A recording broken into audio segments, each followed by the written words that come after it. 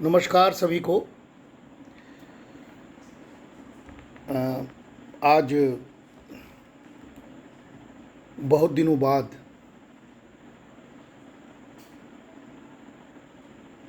एक वीडियो के माध्यम से आज का एक जो विशेष दिन है उस पर कुछ चर्चा करने का मन कर गया और मुझे लगा कि वो एक सार्थक अभ्यास होगा। इस दृष्टि से मैं आपके सामने हूँ। साथियों, आज संत शिरोमणि गोस्वामी तुलसीदास जी का जन्म जयंती है और बनारस या काशी से उनका विशेष संबंध रहा है। जन्म तो कहीं और होता है इस महान संत का, लेकिन काशी में आकर ज्ञान को अर्जन करने की धुन में कुछ अंशों को, रामचरितमानस के अंशों की रचना करते हुए यहीं पर हनुमत लला का दर्शन होना, यहीं पर गोस्वामी तुलसीदास जी का स्थल है। अखाड़ा गोस्वामी तुलसीदास 80 पर भदनी स्थित तुलसी घाट पर, वहाँ पर रहकर उन्होंने ज्ञान के पुंज को प्रकाशित किया और वहाँ से कुछ दूर जाकर श्री संकट मोचन मंदिर में जब उनको साक्षात भगवान हनुमान का दर्शन होता है तो वो धन्य हो जाते हैं। इसीलिए आज का जो विशेष दिवस है, संवत 1551 कालिंदी के तीर, संवत 1554 कालिंदी के तीर, श्रावण शुक्ला सप्तमी, तुलसी धरेव शरीर, ये आज का दिवस है। और इस हिसाब से हम लोग गणना करते हैं तो 525वीं जन्म जयंती हम लोग मना रहे हैं। और इसलिए मेरा भी कर्तव्य है, क्योंकि हम लोग बचपन से ही अखाड़ा गोस्वामी तुलसीदास के स्थल पर खेले हैं, कूदे हैं। वहाँ पर कथा आज भी हो रहा होगा। वर्षा की वजह से मैं नहीं जा पाया हूँ, मेरे मन में एक पीड़ा थी, इसलिए मैं व्यक्त कर रहा हूँ। और वहीं पर संवत 1680 80 गंग के तीर, श्रावण श्यामा तीज शनि, तुलसी तजो शरीर, ये दो चौपाइयों से पता लगता है कि कालिंदी के तीर जन्म लेने वाला वह संत काशी के 80 पर देह त्यागता है और वह स्थल वही बनारस में तुलसी घाट पर, तुलसी मंदिर पर वह घर स्थिर है, जहाँ आज भी उनके नाव का टुकड़ा, उनके द्वारा लिखित मानस की पांडुलिपि, उनके चरण पादुका, ये सब वहाँ विराजमान है। और आज ही वहाँ के वर्तमान महंत प्रोफेसर विशंबर नाथ मिश्र ने उसकी पूजा अर्चना विधिवत की है और ये 14 पीढ़ियों से ये संत परंपरा चली आ रही है। साथी, उस स्थल के महंत जो हैं उनके जमीन पांव पर होते हैं, लेकिन हृदय में मानस बसता है। ऐसे विशाल व्यक्तित्व के लोग इस काशी में आज भी मौजूद हैं। और यही नहीं, ऐसी परंपराओं में वहाँ की पीढ़ी उस परंपरा का निर्वहन करते हुए भी इंजीनियरिंग जैसे विषय पर महारत हासिल रखता है। इसलिए आधुनिक एवं परंपरागत ज्ञान की शिक्षा भी उस स्थल पर होती है। और साथ ही साथ उस तुलसी की पोथी से काशी के लीला का आधार बनता है।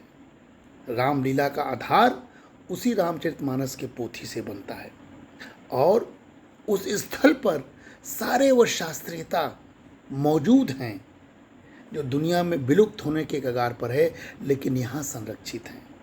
इसीलिए हम उस आस्था के प्रतीक वाले लोग हैं काशी में बसते हैं, जहाँ आनंद ही हमारी पूंजी है।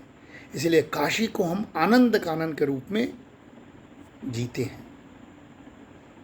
और आप दुनिया में देख रहे हैं, दुनिया में आतंक का साम्राज्य है, लेकिन काशी में हर विपरीत परिस्थितियों में भी आनंद का राज है। इसलिए साथियों, हमको लगा कि आज हम आपके सामने अपना कंट्रीब्यूशन क्या दे सकते हैं, अपनी क्या बात बोल सकते हैं। मैं कोई रामचरितमानस का मर्मज्ञ नहीं हूँ, कोई साहित्यकार नहीं हूँ, लेकिन मेरे मन में जब मैं बचपन से इस चीज़ को देखता था तो ये सोचता था कि तुलसी ने तो स्वयं कहा कि तदपि कही गुरु बार ही बारा, समुझो परि कहु मति अनुसारा, और भाषा बद्ध कर भी मैं सोई, मोरे मन प्रबोध जय होई। स्वीकारा उन्होंने कि मैं क्यों लिख रहा हूँ, कोई भेद नहीं है, मेरे मन में क्या है। और इसीलिए तुलसी ने राम और शिव, जिसमें बहुत सारे भेद करने की कोशिश की गई है, तुलसी ने स्पष्ट रूप से राम और शिव दोनों को एक दूसरे के आराध्य घोषित करने में बड़ी चतुराई व्यक्त की। महामंत्र जो ये जपत महेशु, काशी मुक्ति हेतु उपदेशु, महिमा जासु जान गण राउ, प्रथम पूज अत नाम प्रभाव। अद्भुत है। तुलसी ने शिव को सपरिवार राम की आराधना करा दी। वही मानस के अर्थ को अनर्थ करने वालों को भी कई बार तुलसी ने चेतावनी दी थी। इसलिए साथियों, हमेशा तुलसीदास जी काशी के लिए जीते थे। मुक्त जन्म मही जान, ज्ञान खानी अघघानी कर, जह बस शंभु भवानी, सोई काशी सेव कसना। यानी उनके अंदर कोई अंतर्द्वंद्व नहीं था। काशी के प्रति उनका मोह, काशी के प्रति उनकी अनुराग स्पष्ट रूप से चौपाइयों में लिखा हुआ है, और वो सारे के सारे चीज़ों का उत्तर देने में समर्थ थे ऐसे समय में जब मुगल का साम्राज्य था। और तुलसी ने सारे ग्रंथों की आराधना की, ऋग्वेद को समझा, ऋतस्य पंथा न तरंति दुष्कृता, ऋग्वेद के इस मंत्र को जाना, और स्वांति पंथा मनुचरेम, कल्याण के पथ पर चलने वाले पथिक के रूप में ये सब पढ़ते हुए उन्होंने रामचरितमानस के एक विधा के रूप में, एक मानविकी के शोध के रूप में उन्होंने उसकी रचना की। आज इस वीडियो के माध्यम से मैं सिर्फ आपको एक बात बताना चाहता हूँ कि रामचरितमानस जो है वो तुलसी का एक अद्भुत मानविकी का शोध प्रबंध है। अब समझिए कि 350-400 वर्ष पूर्व लिखी गई रचना कितनी गहराई से इस पर शोध आधारित अध्ययन किया गया होगा। और आप जानते हैं कि हम लोग रिसर्च मेथोलॉजी का पेपर अर्थशास्त्र में भी पढ़ाते हैं, और समाज विज्ञान के लगभग हर विषय में रिसर्च मेथोलॉजी का पेपर पढ़ाया जाता है। आजकल स्कॉपस में छपना, रेफरीड जर्नल में छपना, यूजीसी लिस्ट में छपना, प्लेगरिज्म नहीं होना, ये सब की बातें इतनी गहराई से हो रही है कि लोग कट पेस्ट करके जो चोरी वगैरह करते थे वो पकड़ा जा रहा है। मन में बेईमानी भरा हुआ आज के युग में। लेकिन सैकड़ों साल पूर्व तुलसी ने जब शोध की रचना की थी तो उसमें उस समय कोई तकनीक नहीं था, लेकिन उन्होंने कितनी बारीकी से इन सब चीज़ों का अभ्यास किया होगा। अब देखिए, शोध को अगर हम लोग मोटे मोटे तौर में पढ़ते हैं, पढ़ाते हैं, तो हम जानते हैं मोटे तौर पर, अर्थशास्त्र के लिए नहीं, सभी विषयों के लिए मैं कह रहा हूँ कि जो शोध की विशेषता होती है वो क्या होता है, वो एक नियंत्रित होता है, उसके डाटा वगैरह नियंत्रित होते हैं, साध्य होता है, व्यवस्थित होता है, उसमें वैधता होती है, सिद्धता होती है, और अनुभव एवं प्रयोग पर आधारित होता है, यानी ज्ञान होता है उसमें। ये शोध की विशेषता है। और उसको प्रारूप हम लोग बनाते हैं पीएचडी वगैरह में, तो कहते हैं कि शोध की योजना होनी चाहिए, यानी शोध के समस्या का प्रतिपादन, शोध की रूपरेखा की धारणा, समंक संकलन यानी डाटा का कलेक्शन और उसके साधन का निर्माण कैसे किया जाए और डाटा का चयन या समकों का चयन कैसे हो, इस पर विशेष रूप से हम लोग आज साइंटिफिक युग में रिसर्च की बात करते हैं और हम सिद्ध करेंगे तुलसी कैसे ये किए थे जब साइंटिफिक समय नहीं था, लेकिन तुलसी इतने विजनरी थे कि इन्होंने ये करके दिखा दिया था, मानविकी में शोध का प्रबंध किया था। तो ये शोध की योजना और फिर संदर्भ ग्रंथ की समीक्षा होती है, रिव्यू ऑफ लिटरेचर होता है, चीज़ों को बताया जाता है कि पहले क्या काम हुआ था और उस शोध में उद्देश्य होता है, ऑब्जेक्टिव्स होते हैं, परिकल्पना होता है, हाइपोथेसिस होते हैं, फिर डाटा का कलेक्शन होता है, समंग का collection, primary data, secondary data, फिर उस डाटा का परीक्षण होता है, एनालिसिस होता है, फिर उसका विश्लेषण होता है और अंत में कुछ एक निष्कर्ष निकलता है, ठोस निष्कर्ष, जिसके बाद एक रिसर्चर सुझाव देता है। ये शोध की परिकल्पना है साथियों। अब कल्पना कीजिए कि ये परिकल्पना को अगर हम रामचरितमानस के दृष्टि से देखें तो मेरा ये मानना है, मैंने ये देखा है कि रामचरितमानस में एक बहुत गहरा शोध की योजना गोस्वामी जी ने बनाया था। और समस्या क्या उन्होंने लिया, कल्पना कीजिए समस्या कि कलयुग चल रहा है, मुगल साम्राज्य था, तो कलयुग में बढ़ता पाप एवं विषमता, माने पाप और विषमता, यानी जो इनइक्वलिटी है, जो डिस्क्रिमिनेशंस वगैरह चल रहा था समाज में, वो एक समस्या है समाज में। तुलसी उस समस्या को देखते हैं और तब रामचरितमानस की शोध योजना बनाते हैं। और जब शोध योजना बनाते हैं तो उसकी रूपरेखा, धारणा देखिए, चैप्टराइजेशन करते हैं जैसे हम लोग करते हैं, अध्यायों का निर्माण करते हैं कि कैसे हम निष्कर्ष तक पहुँचे। तो उन्होंने बाल कांड, अयोध्या कांड, अरण्य कांड, किष्किंधा कांड, सुंदर कांड, लंका कांड और लास्ट में उत्तर कांड में भगवान के श्रीमुख से उन्होंने सुझाव दे दिया था कि कैसे इस कलयुग में आपको पार पाना है। और साथियों, जो दूसरा मुद्दा है इस शोध योजना के तुलसी के, उन रामचरितमानस के संदर्भ ग्रंथ की समीक्षा होती है। वो कहते हैं मेरा कुछ नहीं है। ऑनेस्ट रिसर्चर जो आज प्लेगरिज्म के शिकार हो रहे हैं, उनको सीखना चाहिए कि पहले कैसे सब कुछ पढ़कर अपना न कहना, अपने ज्ञान को भी अपना न कहने वाला व्यक्ति सच्चा रिसर्चर होता है। उन्होंने क्या कहा, नाना पुराण निगमागम सम्मतम यद रामायणे निगदितम कंचिदयंत्यपि, यानी मेरा कुछ नहीं है, ये सभी नाना प्रकार के पुराणों से लिया गया है, सम्मतों से लिया गया है, हमने रामायण के वाल्मीकि रामायण से लिया है और सारे चीज़ का निचोड़ लेते हुए हमने ये रामचरितमानस की कल्पना की है। ये तुलसी का ऑनेस्टी और तुलसी का रिव्यू ऑफ लिटरेचर के प्रति निष्ठा था। और तब उन्होंने एक उद्देश्य दिया रामचरितमानस में। हमने कहा ना कि ऑब्जेक्टिव होता है और हाइपोथेसिस होता है। अब देखिए रामचरितमानस का उद्देश्य क्या है, दो प्रकार के उद्देश्य थे। एक उनका मेन ऑब्जेक्टिव था और एक उनका सब ऑब्जेक्टिव था। मुख्य उद्देश्य क्या था तुलसी के रामचरितमानस का, जगत का कल्याण, जो देखिए आज हो रहा है। जगत का कल्याण कैसे होगा, तो याद कीजिए तुलसी ने राम को मनुष्य के अवतार के रूप में उतारा, लीज मनुष्य अवतार। और क्या जगत कल्याण था, कैसे होगा, तो पाप का अंत होगा, विषमता का अंत होगा। रावण मरण मनुज कर जाचा, प्रभु विधि वचन कीन चह साचा। ये जगत के कल्याण का उद्देश्य था उनका। और स उद्देश्य क्या था, को ऑब्जेक्टिव क्या था, वो भी इम्पोर्टेंट, स्वांता सुखाय, स्वांता सुखाय तुलसी रघुनाथ गाथाय, यानी अपने सुख से हम अपनी सुख के लिए, स्वांता सुखाय के लिए रामचरितमानस की रचना कर रहे हैं। ये उद्देश्य और परिकल्पना थी तुलसी की। और इस उद्देश्य को जो परिकल्पना के रूप में तुलसी ने मेथोलॉजी के रूप में अडॉप्ट किया, तो उन्होंने 3 परिकल्पनाएं की थी। जैसे हम लोग 3 हाइपोथेसिस करते हैं, H1, H2, H3 करके हम लोग हाइपोथेसिस की परिकल्पना करते हैं। तुलसी के रामचरितमानस में भी 3 परिकल्पना है। पहला क्या था, नाम का प्रभाव होता है, बहुत बड़ी परिकल्पना, क्या हाइपोथेसिस थी।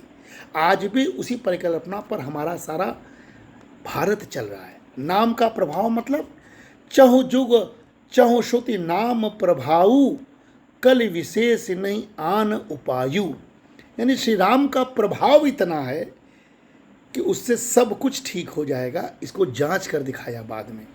और दूसरा क्या कहा कि हमारी परिकल्पना क्या है कि निर्गुण और सगुण, इस पर नहीं, हम दोनों ही मानते हैं। हमारे लिए निर्गुण प्लस सगुण, ये दोनों मिला के ब्रह्म होता है। अगुण सगुण दुई ब्रह्म स्वरूपा, अकथ अगाध अनादि अनूपा, ये दूसरी परिकल्पना थी। दोनों मिला के ब्रह्म होता है, तुलसी की अद्भुत परिकल्पना। और तीसरा उन्होंने क्या कहा, जो सबके लिए था, हाइपोथेसिस, मोरे मत बड़ नाम दुहिते, किए जही जुग निज बस बंद। यानी 3 प्रकार की परिकल्पनाओं के आधार पर तुलसी ने डाटा का कलेक्शन किया। और यहाँ तुलसी के रामचरितमानस में डाटा का कलेक्शन क्या हुआ, ब्रह्म गणना थी, ये कोई साधारण गणना नहीं थी। यानी उन्होंने समस्त जीवों को ब्रह्म का स्वरूप माना, प्रत्येक जीव को, दुनिया के प्रत्येक ब्रह्म में जितने लोग रहते हैं जीव जंतु, उसको ब्रह्म का स्वरूप माना। कितना बड़ा डाटा का कलेक्शन है, कंप्लीट सेंसस ऑफ द ब्रह्म। अब उदाहरण देखिए, 2-3 उदाहरण हम आपको बताते हैं। राम एक तापस तिय तारी, नाम कोटि खल कुमुत सुधारी। दूसरा देखिए, दंडक बन प्रभु कीन्ह सुहावन, जन मन अमित नाम छीह पावन। तीसरा देखिए समंग क्या है, सवरी गीध सुसेवकनि सुगति दीन रघुनाथ, नाम उधारे अमित खल वेद विदित गुणनाथ। अब ये सब उदाहरण से पता लगता है कि तुलसी ने राम भालु कपि कटुक बटोरा, सेतु हेतु सम कीन न थोरा। और फिर क्या कहते हैं, नाम गरीब अनेक निवाजे, लोक वेद वद विरद विराजे। यानी सारे तरह के लोग, जीव जंतु, गरीब मध्यम, सब उनके गणना के अंश थे। इसलिए वो ब्रह्म गणना में समस्त जीवों को लेकर इन्होंने इसकी रचना की थी। और साथियों, परीक्षण कैसे किया नाम के प्रभाव का, हाइपोथेसिस का, तो याद कीजिए आप क्या तुलसी ने लिखा था, राम रूपी समंग का परीक्षण कहाँ करते हैं, जब उनको लंका जाना होता है, समुद्र में पुल नहीं था तो बनता कैसे है, रच महेश निज मानस राखा, पाई सुसमऊ सिवा मन भाषा, ताते रामचरित मानस वर, धरेउ नाम ही हेरी हर्ष उर। आप देखिए कितना अद्भुत परिकल्पना, परीक्षण कितना शांत है कि उनके गण, उनके गणना, उनके कैलकुलेशन, उनके लोग, उनके बानर नाम लिखते थे राम, वो समुद्र में तैर जाता था। नाम का प्रभाव, राम ने स्वयं रखा तो वो डूब गया। यानी नाम का प्रभाव कलयुग में ज़्यादा है, इसीलिए हम लोग राम का नाम लेते हैं और इसको हम लोग अनुभव करते हैं, संतोष व्यक्त करते हैं। तो राम रूपी समंग का परीक्षण तुलसी ने रामचरितमानस में किया था। और यही नहीं, जो साइंटिफिक मेथड है, देखिए कोड जिसको कहते हैं, कोड क्या था तुलसी का, बहुत महत्वपूर्ण है। कोड था राम और शिव। राम और शिव के शब्द का प्रयोग तुलसी ने अनेकों बार किया रामचरितमानस में। अब कोड है वो, राम और शिव केवल नाम नहीं है, ईश्वर नहीं है, कोडिंग है, उसका अर्थ है, उसकी अभिभूति होनी चाहिए, अनुभूति होनी चाहिए। राम क्या थे, राम थे मर्यादा, उसका कोड जब अनकोड किया गया तो राम को अनकोड मर्यादा में किया गया। शिव क्या थे, तो शिव का अनकोड किया गया कल्याण में। तो ये सारे के सारे चीज़ आप देखोगे तो रामचरितमानस में समंग का परीक्षण होता है और विश्लेषण कोड के माध्यम से हम लोग करते हैं। तो कहीं ना कहीं से पूरे के पूरे रामचरितमानस में एक विधिवत मानविकी का शोध प्रबंध हमें दिखाई पड़ता था। और इसीलिए आज 525वीं तुलसी की जयंती पर हमने सोचा कि इस थोड़े से बातों को हम अपना एक विषय के रूप में आपके सामने रखें और इस पर आप अपना निर्णय सुनाए, लेकिन रामचरितमानस का जो निष्कर्ष था, जो अंत में कहने कुछ निष्कर्ष होना चाहिए, कुछ सुझाव होना चाहिए। तो देखिए निष्कर्ष बहुत अद्भुत था जिस पर आज का समाज चल रहा है। राम राज बैठे त्रैलोका, हर्षित भय गए सब शोका, बरे करु काउ सन कोई, राम प्रताप विषमता खोई। वही जो विषमता जिसकी वजह से, वही पाप जिसकी वजह से तुलसी ने लिखा, निष्कर्ष ये था कि अगर राम का राज्य होगा, राम राज्य होगा, तो उसमें पूरी जनता हर्षित होगी। क्यों? क्योंकि ऐसा गवर्नेंस, ऐसा राज जिसमें सभी लोग सुखी होंगे, खुश होंगे, कोई शोक नहीं होगा, किसी से कोई बैर नहीं होगा, कि कोई विषमता, डिस्क्रिमिनेशन नहीं होगा। आज देखिए जो वर्तमान सरकार का एक नारा है, सबका साथ, सबका विकास, सबका विश्वास और सबका प्रयास, वो कहीं न कहीं से तुलसी की इस परिकल्पना को समेटता है अपने अंदर।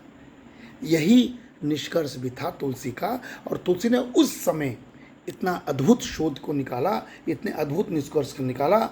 और अंत में इसका मतलब ये हुआ कि जो हम इकोनॉमिक्स की बात करते हैं, सोसाइटी की बात करते हैं, यानी राम राज की कल्पना आज के युग में तभी सार्थक होगी जब हमारे देश में, भारत में सामाजिक, आर्थिक, राजनीतिक, सांस्कृतिक, नैतिक मूल्य आपस में सामंजस्य स्थापित कर सुशासन के जरिए समेकित विकास की धारणा को स्थापित करेंगे। और साथियों, यही समेकित विकास, यही तुलसी का मूल मंत्र था। धन्यवाद, नमस्कार।